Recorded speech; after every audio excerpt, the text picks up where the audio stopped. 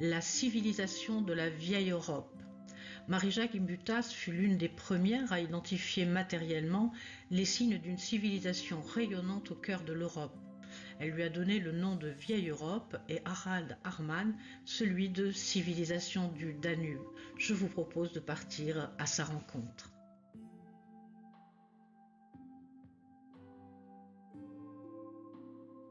Cette civilisation, encore peu connue du grand public, parle pour l'ensemble de l'Europe avant la colonisation par les Indo-Européens, les Yamnaya, puisque ces signes et symboles, comme ces modes de vie basés sur l'agriculture, s'observent sur l'ensemble de l'Europe et qui ne sont pas en lien avec les cultures dites mégalithiques.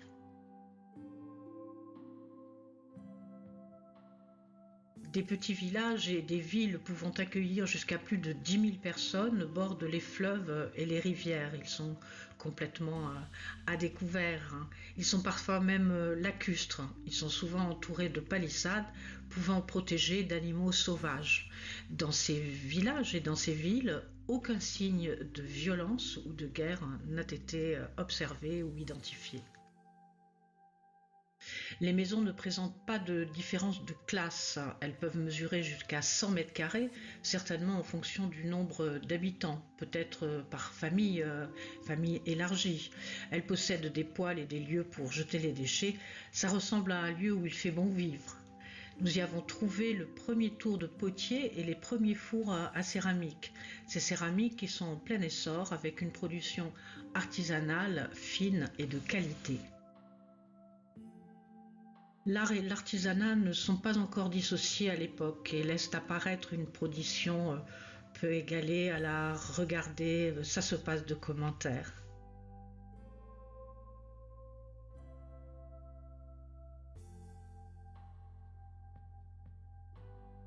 Des centaines de temples sont identifiables, meublés d'autels et creusés de fosses remplies d'objets cultuels.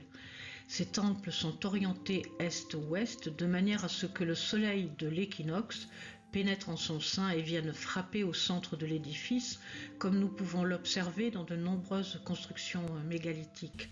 D'autre part, des autels familiaux furent retrouvés dans les maisons. Pour nous, c'est le début de l'agriculture. Les premières plantes à avoir été cultivées sont a priori le lin, l'orge, le petit épeautre, l'amidonnier, la lentille, le pois chiche et la vesse amère. Il ne serait pas raisonnable du tout d'imaginer de grands champs labourés au tracteur tels que nous en connaissons aujourd'hui, parce qu'ils ont au mieux des houes, voire les premières charrues tirées à dos humain, à peine par les premiers animaux domestiques.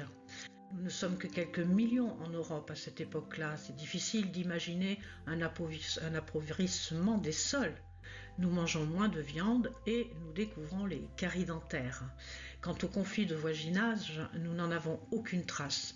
Nous semblons plutôt fonctionner sur un mode collectif de culture et de répartition des récoltes. Nous savons qu'ils produisaient déjà du vin et faisaient extraction de l'huile d'olive, dont les Crétois et les Grecs de l'Antiquité hériteront, comme tout un ensemble de choses dans les rites et les symboles aussi.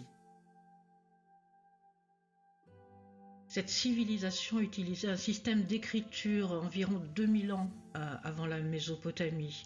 Si toute l'écriture n'a pas été encore décryptée, quelques signes sont identifiables et la première phrase écrite que nous connaissions serait donc « La déesse oiseau et la déesse ours sont bien la même déesse ours ».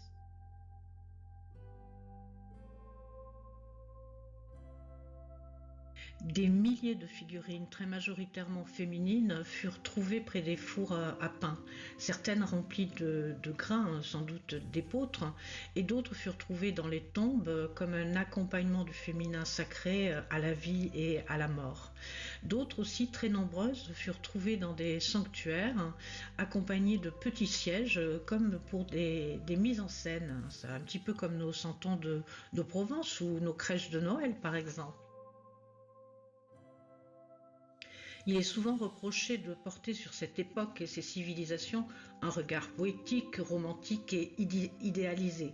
Cependant, les qualités et la beauté de l'art, de l'artisanat, l'épreuve de commerce, d'une spiritualité bienveillante, sans aucune trace de tuerie, de violence, de guerre.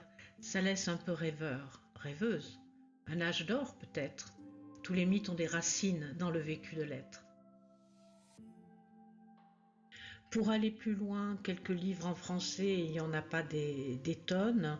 Alors en particulier l'énigme de la civilisation danubienne de Harald Harman, absolument incontournable. Le langage de la déesse de Marie-Jacques Imbustas, lui aussi incontournable. C'est le seul qui a été traduit en français. On peut se tourner aussi vers les travaux de Marilène Patoumatis, en particulier Préhistoire de la violence et de la guerre, mais aussi son ouvrage sur l'homme préhistorique est aussi une femme, parce que c'est une approche qui va nous permettre d'approcher le néolithique à partir du paléolithique. Mes deux petits ouvrages, celui sur le culte de la grande déesse des origines et puis celui sur la pierre, le potager et la hache de guerre. Et si vous avez la chance de le trouver d'occasion, l'excellent ouvrage de Evelyn Reed, Féminisme et anthropologie. Voilà, il y en a peut-être quelques autres que j'ai oubliés, mais j'espère que dans les décennies à venir, il y en aura plein d'autres.